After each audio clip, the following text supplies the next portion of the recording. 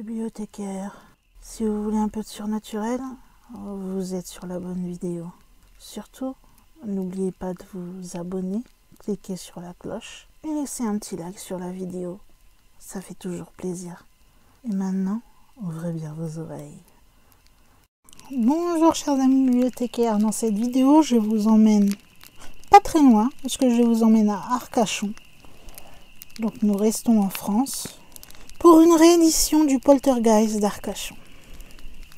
Comme vous avez remarqué, j'ai commencé à faire des rééditions de mes anciennes vidéos car je les trouve un peu trop light et avec peu d'informations, c'est le cas de le dire. Donc j'espère que cette initiative vous plaît. Donc retournons à Arcachon ensemble pour en savoir un peu plus sur ce phénomène de poltergeist. Celui-ci a eu lieu de mai à septembre 1963 et touchait une clinique ou plutôt un sanatorium qui se situait à Arcachon. Alors je vous rappelle qu'un sanatorium, c'était un endroit où on soignait les tuberculeux. Durant plusieurs mois, il y a eu des malades hospitalisés qui subissaient des jets de projectiles qui ne comprenaient pas vraiment d'où ils pouvaient venir. Ça pouvait être des cailloux comme des fragments de briques. Au cœur de l'histoire, deux jeunes femmes qui étaient hospitalisées dans la clinique vont comme attirer à elles, on va dire, ces cailloux tombés du coup d'on ne sait où. Et cela de façon inexplicable. La première, c'était Angelina. Elle avait 25 ans.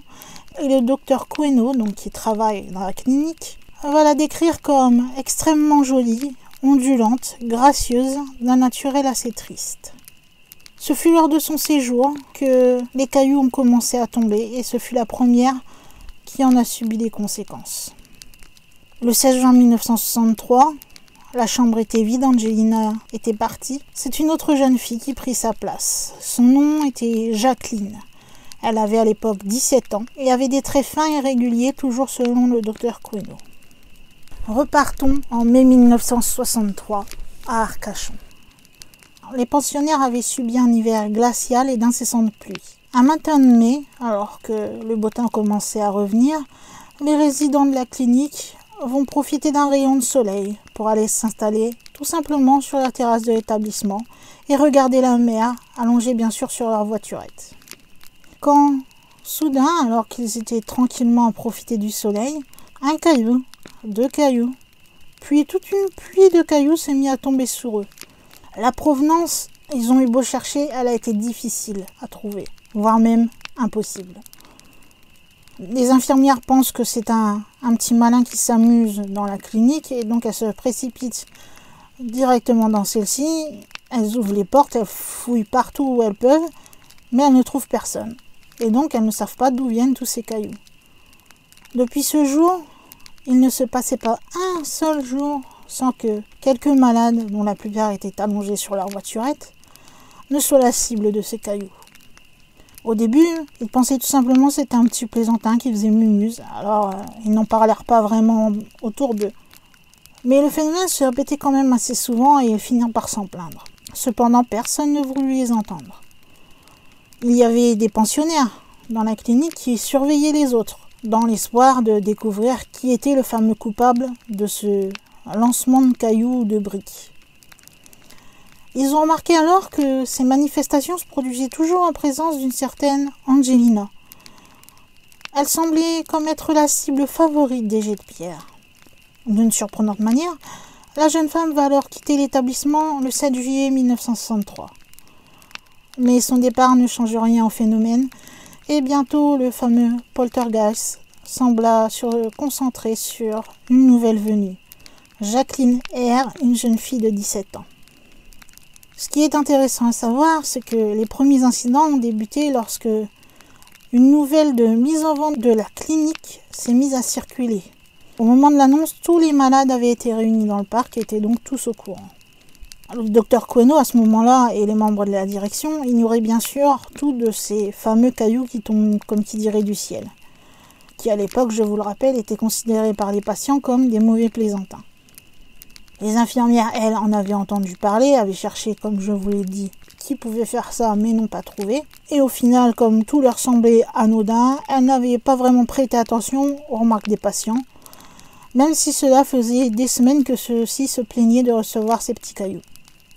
Le matin de son arrivée, Jacqueline attendait dans sa chambre, lorsque le docteur Queno est venu la voir. La jeune fille fut très surprise en voyant celui-ci, car elle s'entendait, dans une clinique comme ça, avoir un homme beaucoup plus âgé et beaucoup moins séduisant. Elle va être profondément attirée par le docteur et ressentir pour lui une attirance qu'elle n'avait jamais ressentie pour personne. Très vite, elle n'aura plus qu'une idée en tête, le séduire. Ce qui est bizarre, c'est qu'après cette détermination, le phénomène va augmenter en intensité, et cela pendant l'été. Un soir d'août, un patient leva la tête lorsqu'une grosse pierre fut lancée d'une fenêtre qui se situe au second étage. Puis au sanatorium, tout est redevenu tranquille, et comme chaque jour, les infirmiers faisaient leur routine et conduisaient les malades dans le jardin avec un beau rayon de soleil en été et de l'air bien pur. C'était censé leur faire du bien. Puis de toute façon, c'était prescrit dans leur traitement contre la tuberculose. Encore une fois, alors qu'ils étaient tranquillement en train de profiter de cet air pur, ils vont commencer à entendre des bruits étranges autour d'eux. Tout de suite, ils vont comprendre, car ils reconnaissent bien vite le bruit de cette pluie de pierre qui s'est déjà déclenchée plusieurs fois. Cette fois-ci, cependant, les malades remarquent une chose, c'est que la taille des projectiles a changé. Ils sont alors pris de panique et ils vont décider de ne plus sortir de la chambre tant que personne ne trouvera d'explication à ce phénomène. Même s'il faut dire que les soupçons vont commencer à se diriger vers cette Jacqueline, comme ce fut d'ailleurs le cas quand Angelina était là. Est-ce que c'est Jacqueline qui aurait pris le relais de cette jeune femme? C'est la question qui se pose. Le docteur Queno raconte d'ailleurs. Il lui suffisait de se trouver quelques minutes en un lieu quelconque des terrasses extérieures pour que les cailloux se mettent à tomber autour d'elle. Si elle s'absentait de la clinique, les jets de pierre cessaient. En tout cas, ce n'était pas quelqu'un qui était à un endroit fixe, puisqu'il a été remarqué que les trajectoires des pierres, la direction du tir, la vitesse, le nombre et la nature des projectiles étaient très variables. L'horaire, lui, c'est pareil. Il était très capricieux. Cependant, c'était quand même à la nuit tombante, en début de soirée si vous préférez, que ce phénomène avait lieu. Heureusement, il n'y a pas eu de malades blessés. 2 d'entre eux furent touchés, mais pas gravement. On va dire qu'ils ont eu quelques bleus ou quelques petites égratignures, et c'est tout. C'est au début du mois d'août 1963 que la situation devenait vraiment insoutenable. C'est Jacqueline elle-même qui va informer la directrice donc de la clinique, et celle-ci attendit seulement le 28 août pour en parler au docteur Queno. Tout de suite, celui-ci fut effrayé par des possibles retombées judiciaires, puisque avec cette pluie de cailloux, un malade pouvait être blessé, et donc se retourner contre la clinique. Alors celui-ci s'empressa tout de suite de prévenir la police, qui est venue constater les faits sans toutefois pouvoir y faire grand-chose. Il y a bien un agent qui est venu, mais il a seulement fouillé les lieux et il est reparti. D'ailleurs, le docteur Queno va remarquer durant sa petite enquête personnelle, j'ai pu noter cette espèce de refus systématique qui est presque l'inverse d'une suggestion collective. Tout le monde se refusant à admettre une explication irrationnelle. Puis, devant l'impossibilité d'une interprétation, il s'efforce de ne plus y penser en s'abstenant de tout commentaire. Ceci, bien sûr, n'exclut rien, car les psychanalystes savent qu'un refus conscient peut masquer justement l'inverse en ce qui concerne l'inconscient de la personne. Les incidents vont continuer à se répéter, et le docteur Queno s'inquiète de plus en plus. Ce qui ne l'aide pas, c'est que la rumeur va commencer à enfler. Et là, on parle plus de mauvais plaisantins, on parle carrément de poltergeist. Donc, ces fameux phénomènes inexpliqués liés à la présence d'adolescents. Car ce ne sont plus seulement des pierres qui vont être lancées. En septembre, les portes même de la clinique se mettaient à s'ouvrir et se fermer toutes seules. On a appelé des tas de parapsychologues à la rescousse, mais au final, ils ne purent rien faire à part constater et entendre les coups. Puis, comme ces manifestations étaient similaires à celles d'une maison hantée, Queno décida d'en parler à un de ses amis. C'était le docteur M. Martini, qui était président de l'Institut métaphysique international. Il lui proposa d'envoyer à la clinique un enquêteur spécialisé dans ce genre de phénomène. C'était M. Robert Tocquet. Robert Hauquet était un éminent professeur qui, entre autres, a étudié les fameux moulages ectoplasmiques du docteur Gelé. Je ferai sans doute une vidéo aussi sur ce cas. Ça fait beaucoup de vidéos à faire. Monsieur Robert Hauquet est médecin, physicien et chimiste. Il s'intéresse tout particulièrement aux phénomènes métaphysiques ou surnaturels, comme par exemple la télékinésie, les calculs prodigieux ou la transmission de pensée. C'est lui donc qui va être délégué par l'Institut de métaphysique international pour aller enquêter à la clinique d'Arcachon. Il va mener son enquête et il va remarquer l'étrange comportement de Jacqueline envers le docteur Queneau. Il trouve cela bizarre et il pense que cette patiente souffre d'un mal-être indicible et qu'elle est peut-être inconsciemment à l'origine des phénomènes qui sont constatés à la clinique. Lorsque Robert Hauquet arrive à la clinique, il va s'installer dans la chambre contiguë à celle de Jacqueline. À son arrivée, il va commencer d'abord par interroger les malades. Alors, certains prétendent n'avoir jamais observé de chute de pierre ou n'en ont vu que 2 ou 3 passer près d'eux sans y prêter attention. D'autres vont carrément refuser de répondre aux questions. Mais en majorité, ils vont confirmer les faits tout simplement. Certains rapportèrent même qu'ils ont vu tomber 10 à 20 cailloux autour d'eux. L'un d'entre eux les avait même comptés et il avait compté précisément 17 cailloux en 5 minutes. Et 4 joueurs de bridge vont signaler à M. Hauquet qu'un jour ils avaient reçu une grosse pierre qui aurait facilement pu bénir quelqu'un, en plein milieu de leur table de jeu. Un malade qui était allongé avait reçu un projectile donc sur sa petite voiturette, d'autres dans leur cabinet de toilette, et quelques-uns affirmaient même avoir dû rentrer précipitamment dans leur chambre car la situation devenait intenable sur les terrasses. Il va d'ailleurs raconter lui-même ceci. Au cours de la première nuit que je passais dans cette chambre, à 4 heures du matin, des coups relativement violents furent frappés à la porte de ma chambre. Au 3e coup, je me levai et j'ouvris brutalement la porte qui donnait sur un couloir parfaitement éclairé par des lampes électriques. Personne ne s'y trouvait. C'est alors qu'un 4e coup a retenti, comme s'il avait été produit par un point invisible, cependant que je sentais vibrer la porte. Un soir au mois d'août, alors que les pierres pleuvaient en abondance, il y a un agent de police, Monsieur André, qui est venu. Et ce n'était pas n'importe qui, c'était un agent de police à Paris. Lorsqu'il est arrivé à la clinique, à un moment, il a levé la tête, tout simplement pour chercher d'où pouvaient venir ces possibles pluies de cailloux dont on lui parlait. Et au moment précis où il a levé la tête, une grosse pierre qui devait peser environ 200 ou 300 grammes avait été lancée par la fenêtre d'une chambre désaffectée au 2e étage. Il n'avait vu personne. Cependant, ce caillou qui sortait par cette fenêtre et qui tombait sur le sol, comme s'il avait été lancé du fond de la pièce par quelqu'un se cachant à l'intérieur, était bien tombé là, presque sur lui. Il avait beau observer la chambre, il ne vit ni bras, ni tête, ni personne. Seulement un caillou qui venait de cette fenêtre pour tomber sur le sol, comme s'il était lancé par quelqu'un qui s'était caché. Bien sûr, l'étage a immédiatement été exploré, et vous vous en doutez, il était vide. Et la porte de la chambre, elle, était fermée à clé, comme toutes les chambres qui n'étaient pas utilisées. Le policier se mit alors en colère et il cria « Il y en a assez, cet imbécile ne peut-il pas s'arrêter ?» Aussitôt, les chutes de pierre ont cessé pour reprendre avec moins d'ardeur une demi-heure plus tard.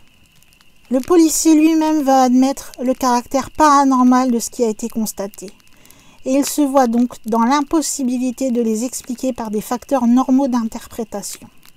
Pourtant, le docteur Queneau a une petite idée, un peu tordue, mais ça lui trotte dans la tête. Il est troublé par un faisceau de coïncidences. Il y a eu une autre occasion. Un autre jour, vers 21h, 3 malades se sont signalés sur la terrasse lorsque les jets de pierre, qui semblaient venir du même bâtiment, avaient recommencé. Ils ont désiré en avoir le carnet et ils avaient donc décidé de monter au 3e étage, dont la porte était fermée à clé à l'extérieur. Mais ils n'avaient vu personne. Une fois revenus sur la terrasse, les pierres s'étaient remises à tomber. Et ils étaient remontés, s'arrêtant cette fois au 2e étage, où là encore toutes les portes étaient fermées et le loquet enlevé. Ils se sont alors servis d'un loquet de secours et ils ont visité toutes les chambres sans pouvoir rien trouver. Dans les jours qui ont suivi, la taille des pierres, la force à laquelle elles tombaient près des malades ainsi que leur quantité ne feront qu'augmenter. Cela devenait de plus en plus inquiétant, même si personne n'était blessé.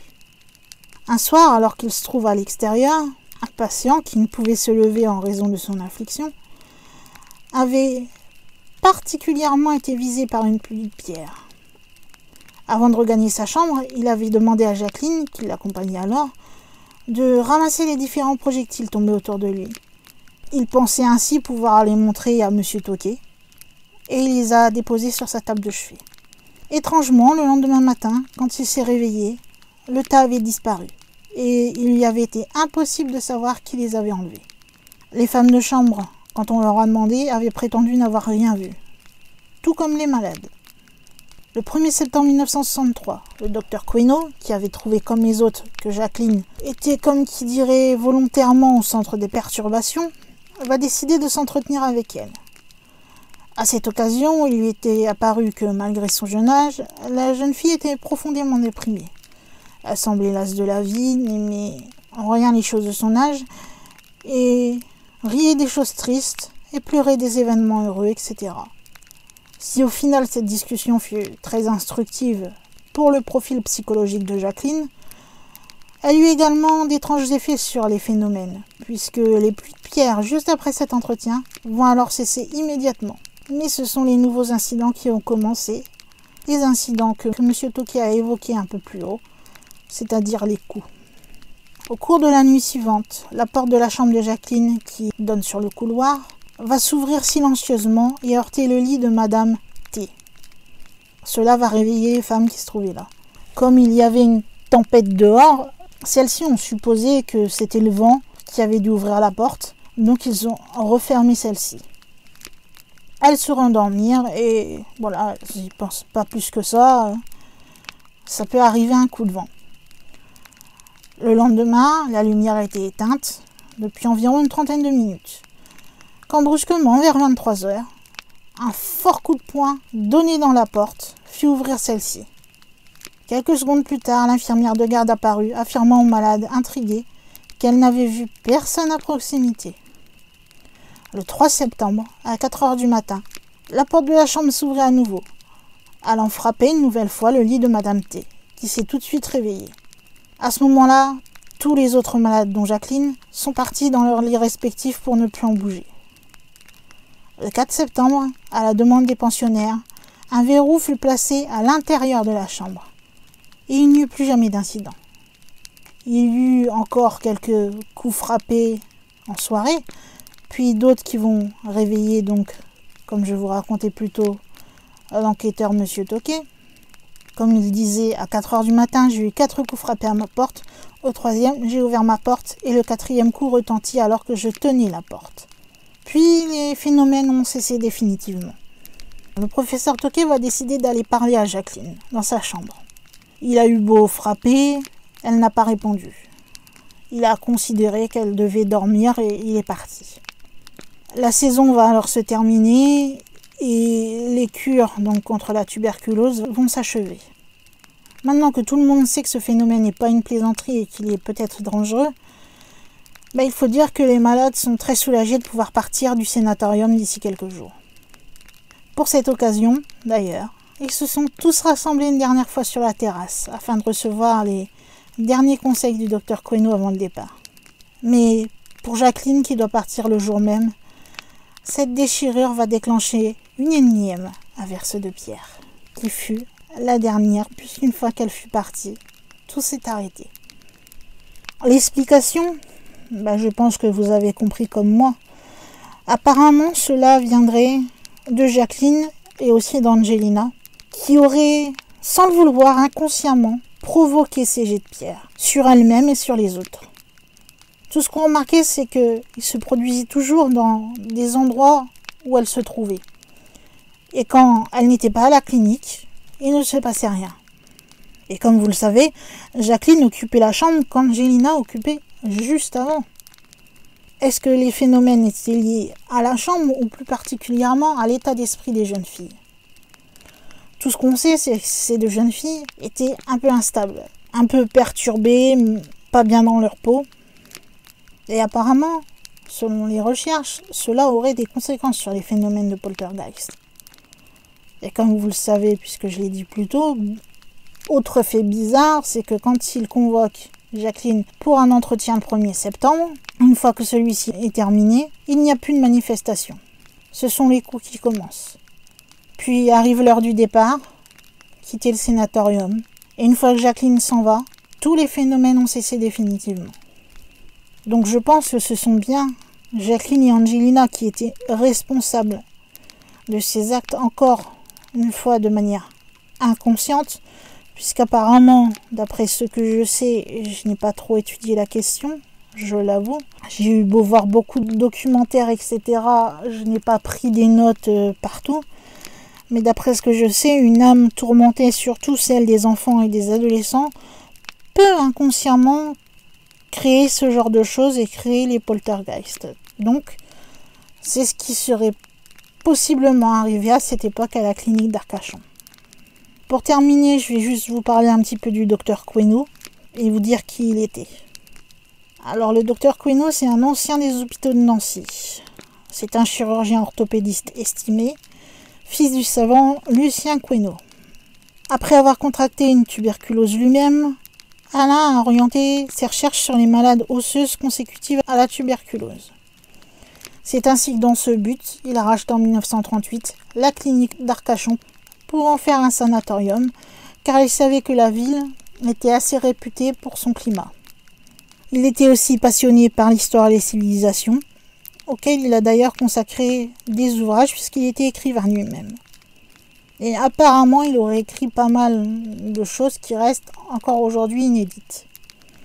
Dans un de ses livres d'ailleurs, il va évoquer ce poltergeist d'Arcachon.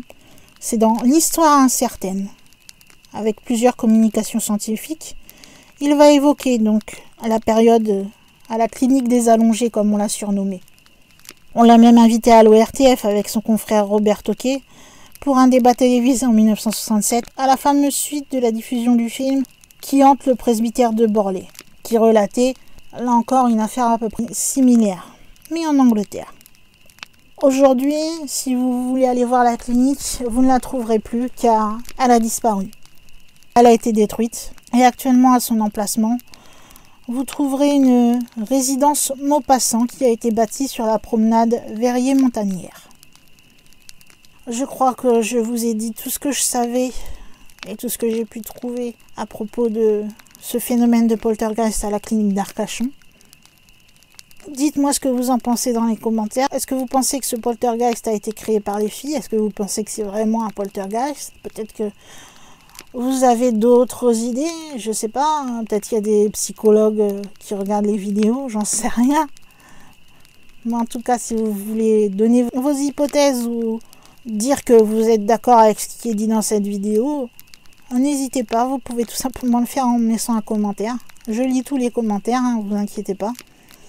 Vous pouvez me laisser un petit like, ça fait toujours plaisir. N'oubliez pas si vous avez aimé la vidéo. Je sais que pour le faire moi-même sans le vouloir, on regarde souvent des vidéos, mais quand on a apprécié, on oublie souvent de mettre un petit like pour le youtubeur alors que cela l'aide beaucoup.